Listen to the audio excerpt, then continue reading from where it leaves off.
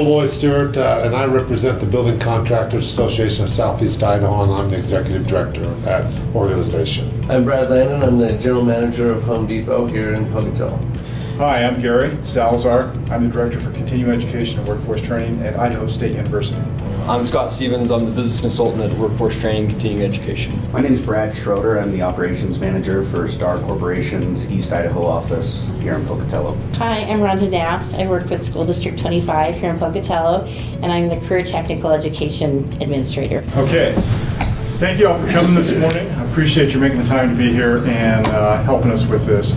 Scott, would you, as one of the key originators of this idea, tell us a little bit about what Construction Combine is? One of the issues that we really have is finding good workers. We decided that we were going to provide a 2-day training program, and in that 2 days we would have, the first day would be strictly just training in skill sets. So kind of along the lines, it originally started like, how do we get these, fundamental like skills in construction, like reading a tape measure, things like that. But then we started talking to Brad Landon, and he's like, what if you didn't, instead of doing it like that, what if we went and started having it along the lines of like trades, and started doing some training around the different trades that are involved in the construction industry. And so we decided, let's do that first day basic training around these different trades. So all these different kind of entry-level type trades that are within the housing and basic construction. Maybe you didn't do great in school, but this is your opportunity. This is something where you can really put not just your hands and your arm and your back to work, but your brain, and really make things happen. So when we first started putting this together, and I approached you about it, like, what were some of your thoughts? How did you see this like helping your company? There's just not enough labor to get the amount of work done that is available right now, and so in my shoes, I see that as a missed opportunity, and things that we'd be capable of going to do, but there just isn't the bodies to get it done. I look at my superintendents and I realize that in 10 years I'm going to lose a lot of them, and I'm not bringing in enough young guys that will have the tenure under their belt to fill their shoes.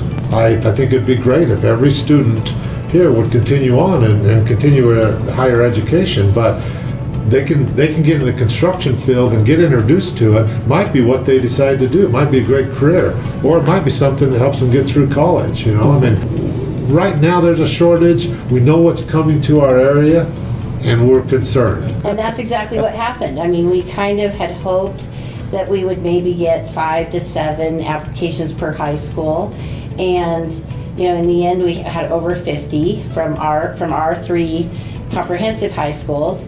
And the applications came in and they're good. These kids are, they're interested, they're honest. Part of the application was, have you ever done any of these things, yes or no? And a lot of them are no, meaning they've never really been exposed to that. But the truth is that just because you haven't been exposed to something doesn't mean you're not going to be good at it. This is a hands-on training, and we know that kids do really well with that. Kids love doing things with their hands. They love seeing that final product, and it's not just in theory, but something tangible. Yeah. We did invite the surrounding schools, and we're really focusing in on seniors. That's our target market. However, we had a few sophomores that applied, and on their application it said, please consider me.